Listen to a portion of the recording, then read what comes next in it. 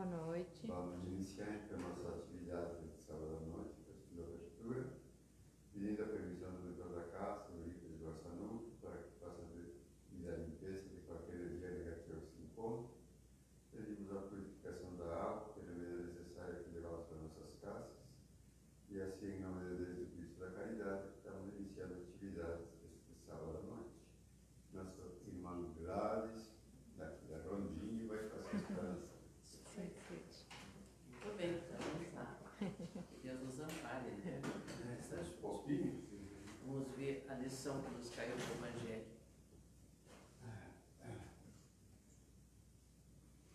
Perdas de pessoas amadas, mortes prematuras.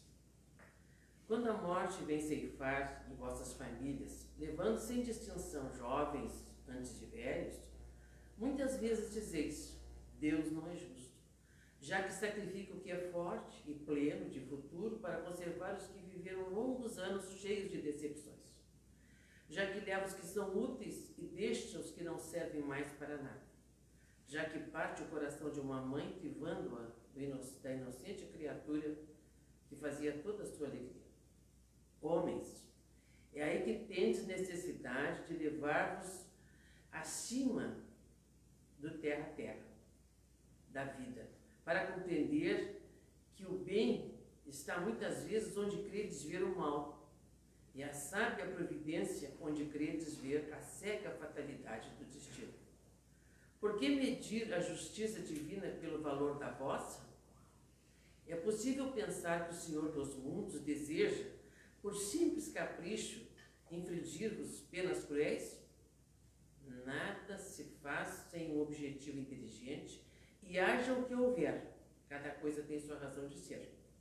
Se investigasseis melhor todas as dores que vos atingem, delas sempre encontrareis a razão divina, razão regeneradora, e as vossas misérias e interesses e os vossos miseráveis interesses seriam uma consideração secundária e relegarias ao último plano. Crede-me, a morte é preferível.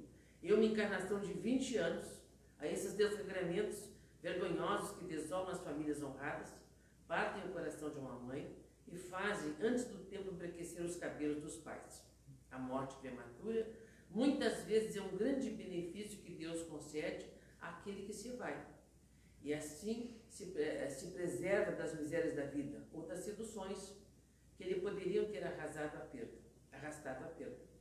Aquele que morre à flor da idade não é vítima da fatalidade, mas Deus julga ser-lhe útil não permanecer por mais tempo na terra. É uma horrível desgraça, dizeis, que a vida tão cheia de esperanças seja ceifada tão cedo. De quais esperanças quereis dizer? Das da terra, onde aquele que se vai poderia ter brilhado, ter feito seu caminho, sua fortuna? Sempre esta visão estreita que não consegue elevar-se acima da matéria. Sabeis qual teria sido a sorte dessa vida para vós tão cheia de esperança? Quem vos disse que ela não teria sido repleta de amarguras? Então contais como nada as esperanças da vida futura e preferis, em lugar delas, as da vida efêmera que arrastais sobre a terra? Pensai que mais vale ter uma posição entre os homens do que entre os espíritos bem-aventurados? Regozijai-vos em lugar de vos lamentar, quando apraz Deus retirar um de seus filhos deste vale de misérias. Não há egoísmo em querer que ele aí estivesse para sofrer convosco? Essa dor concebe naquele que não tem fé e que vê na morte uma separação eterna. Mas vós, espíritas, vós sabeis que a alma vive melhor desembaraçada do seu envoltório corporal. Mães, sabeis que vossos filhos bem-amados estão perto de vós. Sim, estão perto. Seus corpos fluídicos cercam-vos, seus pensamentos protegem-vos. Vossa lembrança embriaga-os de alegria, mas também vossas dores despropositadas os afligem, porque denotam uma falta de fé e que são uma revolta contra a vontade de Deus. Vós que compreendeis a vida espiritual, escutai as pulsações do vosso coração chamando esses entes queridos bem-amados. E se rogardes a Deus para abençoá-los, sentireis em vós essa poderosa consolação, que seca as lágrimas, essas aspirações maravilhosas que vos mostrarão o futuro prometido pelo soberano Senhor. Samson, membro da Sociedade Espírita de Paris, 1863. É uma mensagem, então, das instruções dos Espíritos, né? Esse capítulo 5, Bem-aventurados aflitos. Muito interessante, né? Essa mensagem. E, particularmente, né, nós passamos por essa experiência. Né? É realmente perder um filho é uma das experiências mais difíceis. Né? Mas, em compensação, a gente sente um conhecimento que a doutrina nos oferece, um alívio também, né? Uma coisa gostosa. Né? A nossa Silvana já partiu, vai 11 anos. Né? E a gente sente a presença, né, de quando em quando. Ontem à noite eu senti perfeitamente a presença dela conosco.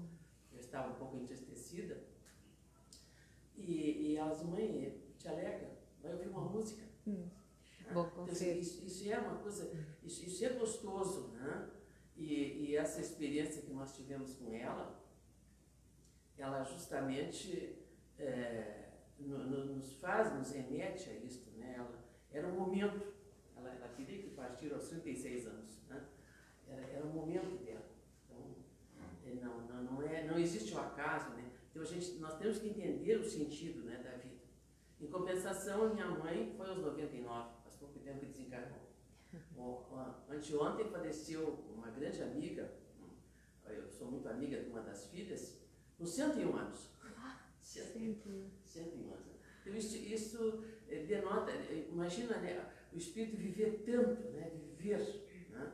O corpo já não tem mais condições, né, e está ali presente o espírito. A minha mãe ficou lúcida até os últimos momentos. Né?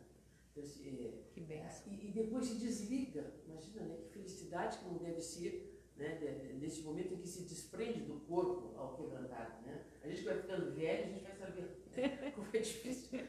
Mas o assunto que nós tínhamos hoje para conversar com vocês, justamente nós estamos trazendo uma mensagem muito interessante, que nas pesquisas, né, que a gente faz na história do Hospital Espírita, o trabalho que nós desenvolvemos lá, o hospital em 2026 faz 100 anos, e então nós estamos fazendo a pesquisa da história de todo esse projeto de luz que é o Hospital Espírita de Porto Alegre, que é um exemplo, ele é um exemplo para o mundo todo, entre outros tantos, ele é um exemplo, né, de como se trabalhar a pessoa que tem um problema mental, né, que pode ter por causa da obsessão ou um distúrbio físico mesmo. Então, e eis que nas pesquisas, como a gente é muito ligada à questão da reencarnação, a questão do processo reencarnatório, que gostaríamos de conversar um pouquinho sobre isso, né? A esse plano educativo, porque quando a gente reencarna, há um plano educativo na nossa caminhada, né? E eis que eu me deparo nessa pesquisa com essa mensagem interessante que eu trouxe agora para nós conversarmos um pouco com vocês, né? Depois ela vai ser assinada com um espírito, e assina Ana, né? E o que ela nos diz, né? Fala, essa mensagem veio em 1953, lá na Sociedade Espírita Dias da Cruz de Porto Alegre, onde também nós trabalhamos, né? E estava acontecendo naquela época a formação, encontros de formação de evangelizadores no princípio. A própria Federação Espírita do Rio Grande do Sul estava se organizando e foi um trabalho pioneiro que foi para o Brasil todo depois, né? Então, o grupo estava se preparando para fazer esse encontro de evangelizadores, para preparar os evangelizadores, e vem essa mensagem, depois na mesa mediúnica do Dias da Cruz. Diz o seguinte, acho que não vou precisar de óculos. A Ana diz o seguinte, esse espírito: vai encarnar o ser. Um ser vai encarnar. Grande ansiedade se apodera das entidades espirituais que o rodeiam. Então, quando a gente vai reencarnar, há todo um planejamento, né? Todo um planejamento. Hoje os espíritos nos dizem, né, através dos médiuns, que lá na espiritualidade a gente vai passando um tempo, depois que se desencarna, e vai estudando e vai se aprimorando conforme as nossas condições, né? E chega um momento em que temos que voltar para continuar o nosso progresso, né? O nosso progresso moral, o nosso progresso intelectual, e usarmos bem o nosso livre-arbítrio, a gente vai reencarnar. Então, há um período em que a gente se prepara.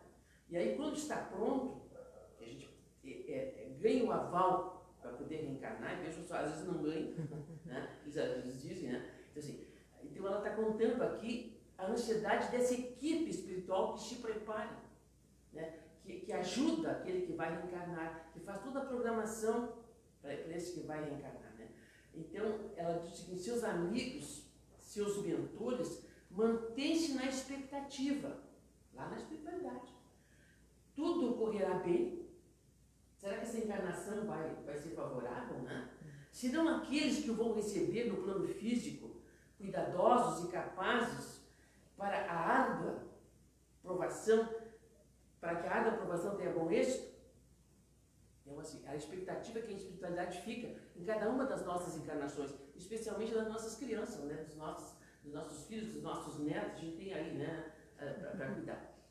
Então, assim, enfim, né? Acontece o nascimento, né? O nenê faz ouvir seus primeiros vagidos. Seu pai, sua mãe, seus familiares estão a contemplar com sorrisos enternecidos de amor. É tão pequeno e frágil, de quanto amparo necessita. No espaço também, os seres responsáveis se entreolham satisfeitos. Nasceu a criança, né? Então, assim, é um período importantíssimo, né? Passa algum tempo.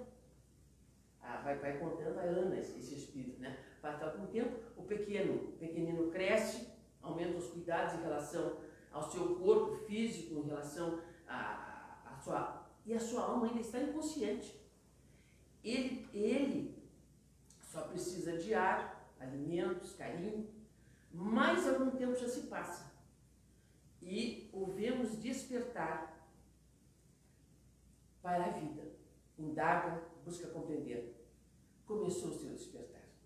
Seus amigos do plano astral se preocupam. Irão seus familiares dar o necessário amparo espiritual? É aí que entra a educação, né? Desde lá no início, né? A educação também é espiritual. E os espíritos vão nos dizer que as crianças não precisam apenas do amparo material, da alimentação, da roupinha, do aconchego, do amor, precisam do pão espiritual.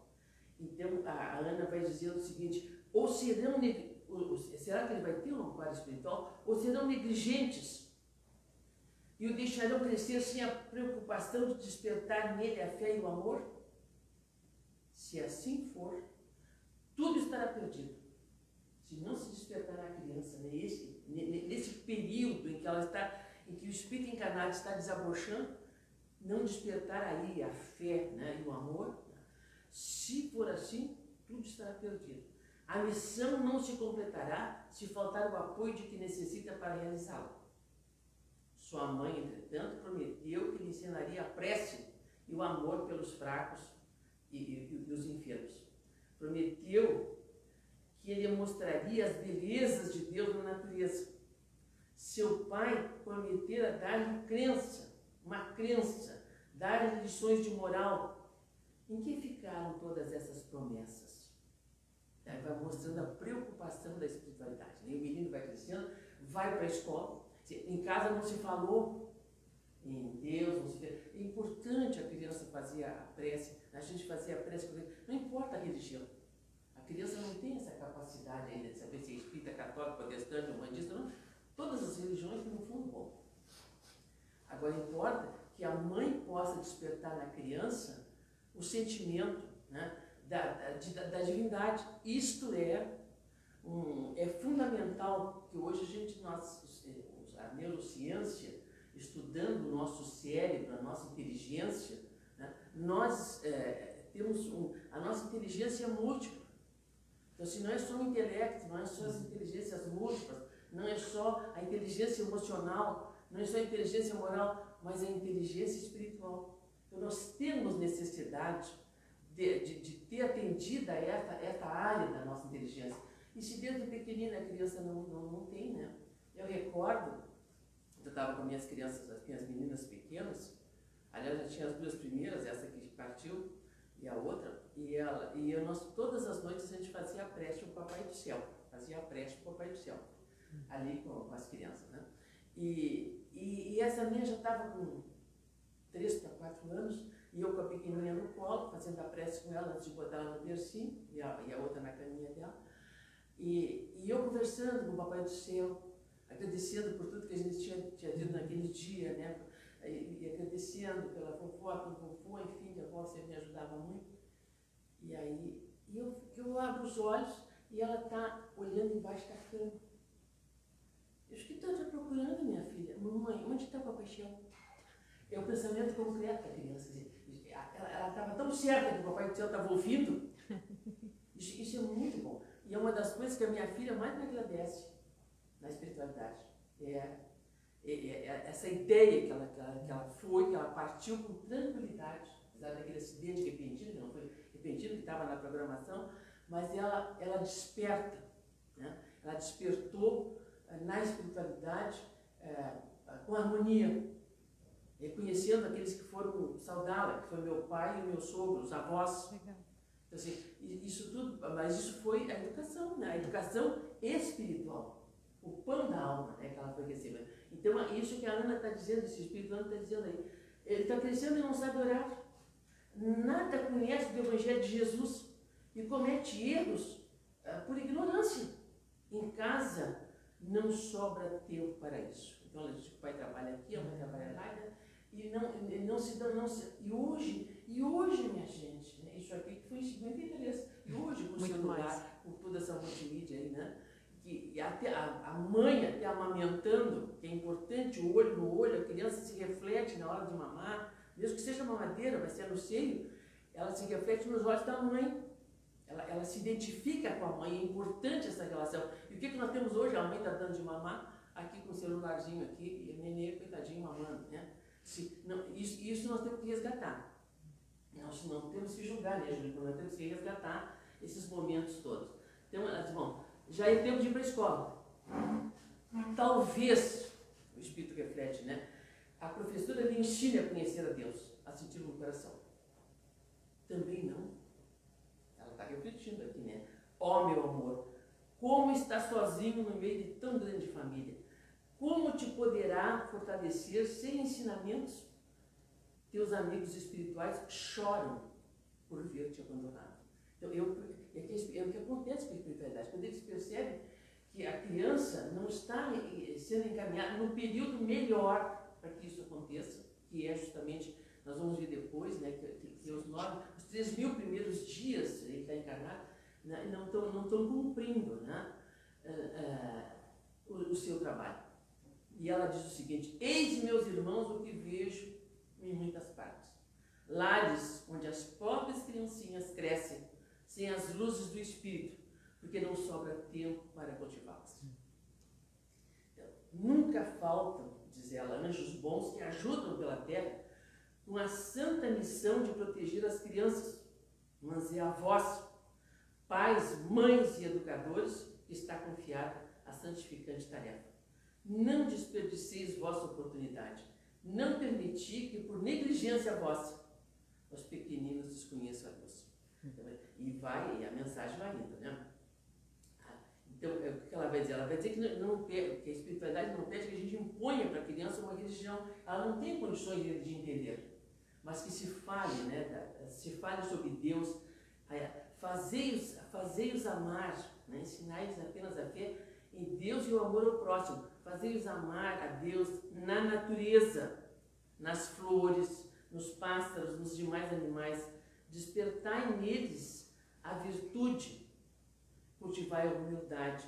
Fazei-os bons, contai-lhes histórias singelas sobre a vida de Jesus, sobre o Evangelho. Ela vai colocando isso aí. Sim, evangelizar as crianças é a mais santa tarefa que nos cabe a impor, né?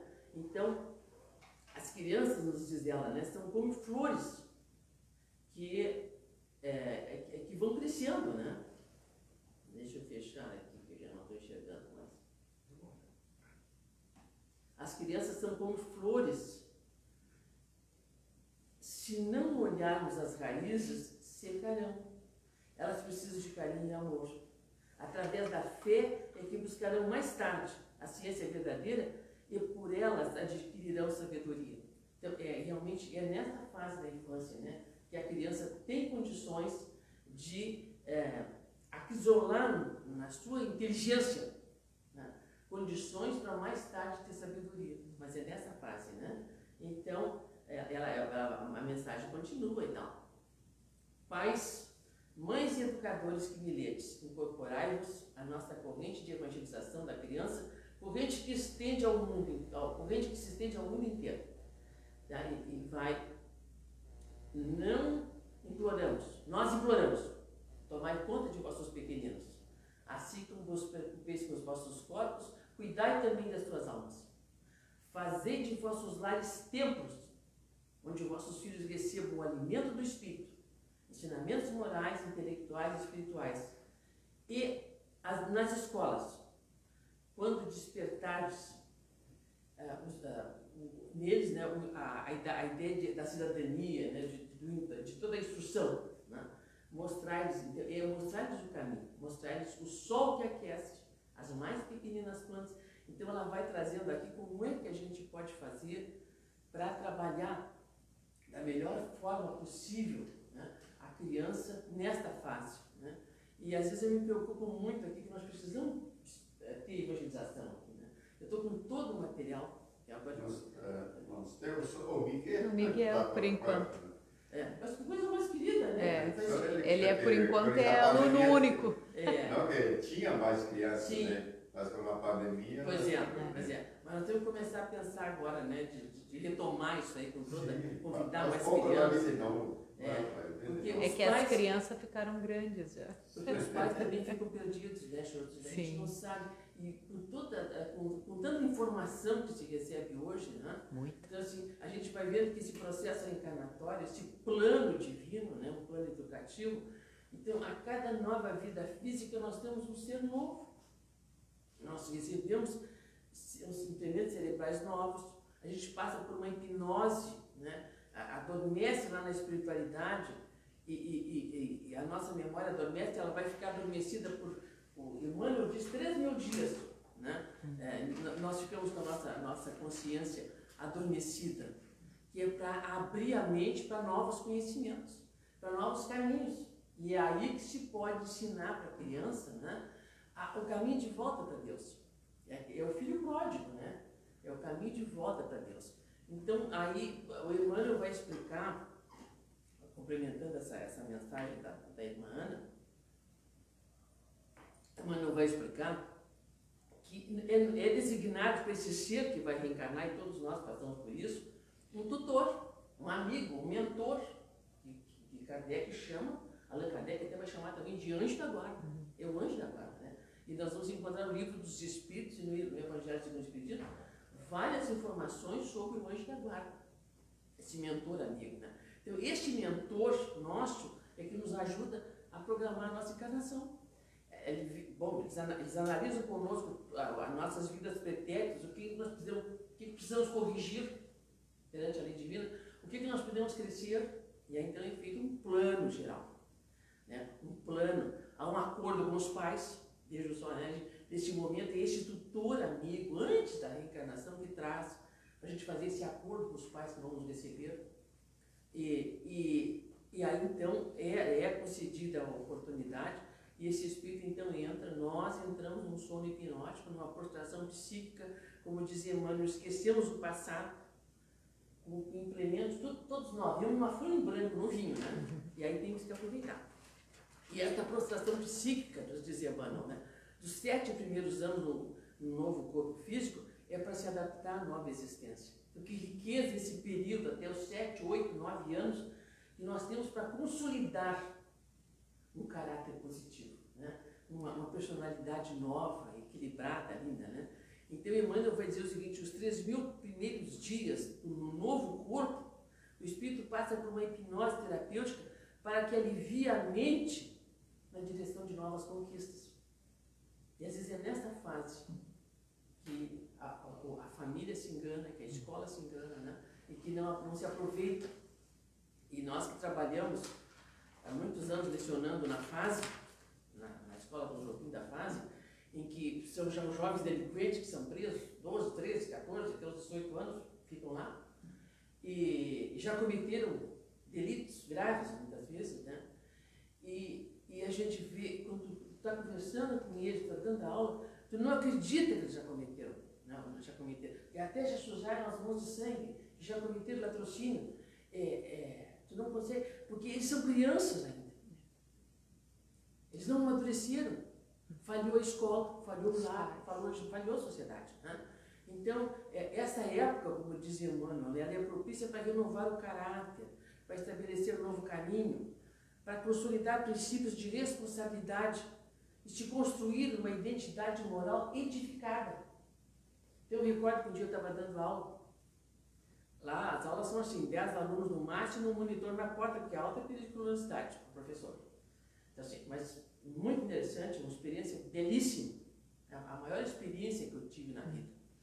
E aí, então, um chegou e disse para mim, ele sabe, chegou, professor, a senhora tem essa facilidade, a gente sabe que a senhora leciona numa outra escola aqui com um aluno normal, como é que nós estamos? Por que a senhora está dando aula aqui para nós?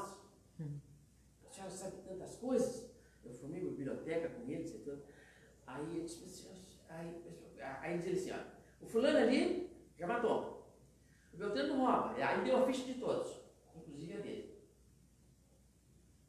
Eu cometi latrocínio, mas não é que eu quisesse, me botaram a arma na mão e eu matei o motorista. Dei o tiro e acertei. Como é que a senhora está aqui conosco? Não se sente digno, né? Como é que a senhora está aqui conosco? A senhora, meu filho, eu já fui que nem vocês. Não nesta vida. Eu acredito na reencarnação. Então, assim, não é por acaso que nós estamos juntos. Não é por acaso. Né? E vocês merecem toda uma educação que vocês não tiveram ainda. Então a gente ia conversando e eles vão despertando, a ponto de um deles, já com 18 anos, a gente tanto conversar sobre essas coisas boas da vida, outro caminho que eles podiam ter, outras escolhas, que eu sempre dizia para eles, errar é humano, persistir no erro é burrice. Eles ficavam muito assustados, assim, a gente falava com muita clareza. Né? E esse quando chegou com 18 anos, e foi percebendo de tudo que ele tinha feito de equívocos, o trabalho que ele dava para a família, na cidade onde ele morava, na Grande Porto Alegre, ele já estava indo para casa, o delegado tinha que ficar de plantão, porque ele incomodava horrores no final de semana. Aí eu conversei muito com ele, que ele gostava muito de conversar conosco, depois da aula, os monitores ficavam olhando desse tamanho. Aí eu propus para ele que ele fizesse uma experiência diferente. Que aquela final de semana ele não incomodasse ninguém. Que ele se apresentasse para o delegado, apertasse a mão, prometesse. E aí, na segunda-feira, ele me esperou quando eu cheguei e disse, dona, eu fiz como a senhora disse. Eu cheguei, eu não incomodei. O delegado não acreditou. Eu disse, não, pode fazer o que tu quiser, eu vou estar de plantão aqui com o inspetor, qualquer coisa nós vamos te buscar. Ele não acreditou, mas eu fiz um esforço. Não usei droga, né? Me diverti, com meus amigos e tal. E a senhora não sabe o que aconteceu agora de manhã. Os olhos cheios. Eu fui me apresentar para o delegado, para voltar. Ele apertou a minha mão e me deu um abraço. Aí eu fiquei contente, que coisa boa, meu filho. Ele se torna. O que eu faço do que fizeram de mim? Aí ele caiu na realidade. O que eu faço? Falhou a família, falhou a sociedade, falhou a escola, o que ele fazia agora? Aí ele me pegou de surpresa, né? Só imagina. Não sabia o que responder. A gente sabe, né? Não sabe, né? Olha, eu não sei o que te responder agora, mas eu vou me informar. Né? Eu tenho amigos psicólogos, eu vou ver o que eu te digo. Mas continua nessa proposta aí. Né? Na sexta-feira que eu tinha aula com ele, eu fui procurar um psicólogo amigo meu, o psicólogo me disse assim, nasceu a humanidade nele. Era um animal. Interessante, né? Era um animal. Nós somos animais. Somos seres animalizados. Né? Somos um animal racional. Tem um raciocínio que tem que ser explorado desde o nascimento até ali 7, 8, 9 anos para despertar para o bem. Senão nós ficamos gravados ainda na nossa animalidade. Né? E aí, então, o Lucian Lutz, para mim, não é essa a pergunta que ele tem que fazer para ele. A pergunta tem que ser a seguinte: o que eu escolho fazer agora do que fizeram de mim? É o livre-arbítrio dele. Responsabilidade. E esse rapaz se recuperou. Que legal. Então, assim, nem tudo está perdido quando a gente não faz naquele período certo, né? É possível ainda desabrochar na adolescência, né? Então a proposta justamente é essa, né? De renovar o caráter, estabelecer um novo caminho, mas Emmanuel nos coloca aqui com muita clareza, né? A primeira escola da criança brilha no lar. Ele diz que os pais são os primeiros professores. Imaginem, Júlio, a responsabilidade nossa, né, de ter essa tribuna, de trazer essa questão, né? Nós temos que acordar para a responsabilidade da família, a responsabilidade do pai e da mãe. Ele diz o seguinte: abre teu coração à influência do Cristo, a fim de que a criança encontre contigo os recursos básicos para o serviço que o espera na edificação do reino de Deus. Então, cada encarnação ela tem um objetivo muito bom, né? Que nós temos que nos dar conta dessa questão, né? E nos envolver justamente nessa proposta, né? De acordar para o verdadeiro sentido da vida. Então hoje o que nós estamos passando no mundo, né? É impressionante o alto índice de suicídios. Antigamente o maior alto índice era nas pessoas idosas, especialmente nos homens. Agora não, é na criança e no jovem. É um problema, agora esse setembro, né, é o mês dedicado, dia 10 de setembro, é o Dia Mundial da Prevenção do Suicídio. Né? Então a Organização Mundial de Saúde coordena no mundo todo uma campanha imensa, né? E nós estamos muito ligados ao Comitê Estadual de Promoção da Vida e Prevenção ao Suicídio. Então, um programa imenso agora, porque a criança e o jovem estão crescendo sem um sentido da vida, um sentido bom. Sofrer faz parte do nosso mundo, ter frustração faz parte do nosso mundo, ter dificuldade faz parte do nosso mundo. Isso nós não estamos ensinando para a criança. Que a gente vai superando, né? A gente vai encontrando forças para superar e para vencer as dificuldades. Né? Então, a grande proposta, justamente, né, da própria doutrina espírita é trazer esse esclarecimento, né, do verdadeiro sentido da vida e que essa criança, que esse jovem encontrem, né, forças para prosseguir. E o que menos a criança tem condições hoje, o jovem, é de sofrer frustrações. A gente vê na sala de aula, não aguenta. Tem que ser como eles querem, como eles acham, né? E a gente tem que ir vencendo, né? Vencendo as dificuldades. Né? Às vezes nós temos grandes limitações, viemos com a limitação justamente para corrigir aquele aspecto que nos era prejudicial. Então tudo isso a vida vai mostrando o caminho, né? E o grande trabalho do lar, né? É justamente, o lar é o templo principal. Né? O lar é fundamental porque é a primeira célula da sociedade, né? E dali que vai sair o ser para a convivência social. Então é no lar, é o pai e a mãe que vão formar o caráter, que vão formar a personalidade positiva, que vão mostrar o caminho. A escola vai formar o cidadão, aquela criatura que vai conviver em harmonia na sociedade, que vai conviver cumprindo as leis. Mas se a criança, né, não aprende em casa a respeitar o pai e a mãe, que são, o pai e a mãe representam a primeira autoridade natural da vida, se não aprende a respeitar, ou os avós, e nós avós temos responsabilidade, né, Júlio? Os avós, né, respeitar, considerar, né, acatar aquele não quando ele é necessário e compreender. Né? Por isso que Jesus falava, seja o teu falar sim, sim, não, não, mas desde a infância. Tanto é que Jesus deixai ir a minhas criancinhas e não as impeçais. E Jesus dá o exemplo da criança como aquele ser que vai, aquele espírito que vai estar em condições de chegar ao reino de Deus. Não deixar morrer em nós a inocência, a pureza, né? A candura da criança, e ao mesmo tempo ter toda essa experiência da vida adulta que necessita, mas a base está lá. Então a nossa conversa de hoje virou em torno desse tema, né? E com essa mensagem do Espírito Ana, que a gente está divulgando bastante, para que possamos, né, definitivamente acordar para a nossa responsabilidade, né, como pai, como mãe, como autoridades, como religiosos, né, como educadores. Então a nossa mensagem para esta noite é esta. Nós agradecemos muito a atenção.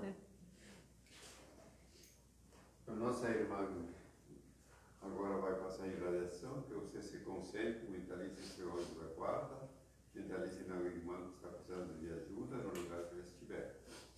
Muito bem, então vamos pedir esta corrente amiga, né, que nos ampara neste momento, esta caravana de luz, de amor, que emana aqui do Portal da Luz, que esta caravana possa levar aos nossos lares, neste momento, as vibrações de harmonia, de paz, de vitalidade, que esse templo, que é o nosso templo de moradia, possa receber.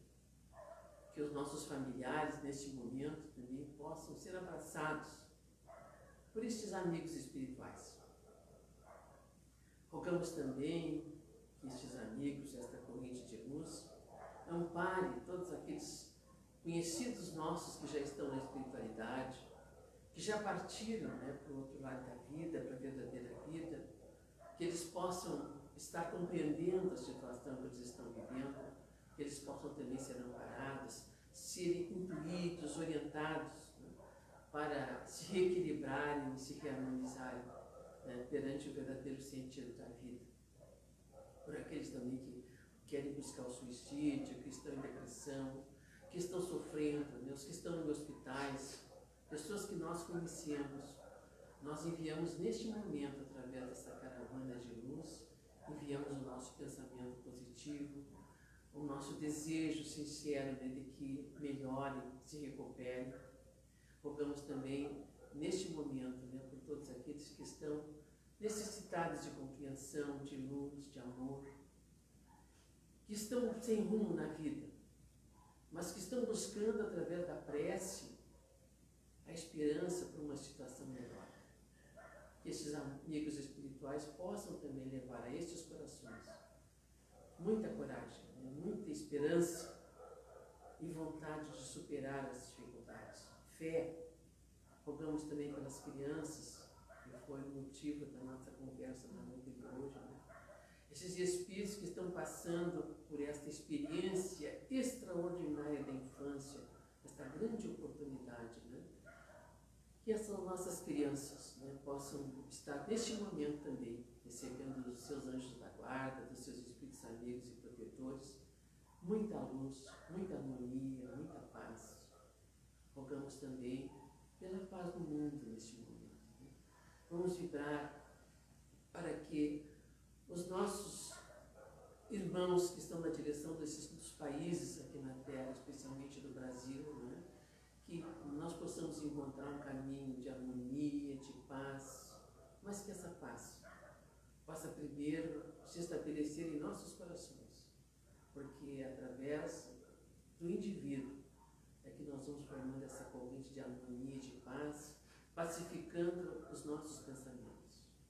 E que esses amigos espirituais que estão a nos envolver, né, com as suas vibrações de luz e de amor, possam também nos abençoar. E que nós possamos ficar em paz. Que assim seja. Assim seja. Então, vamos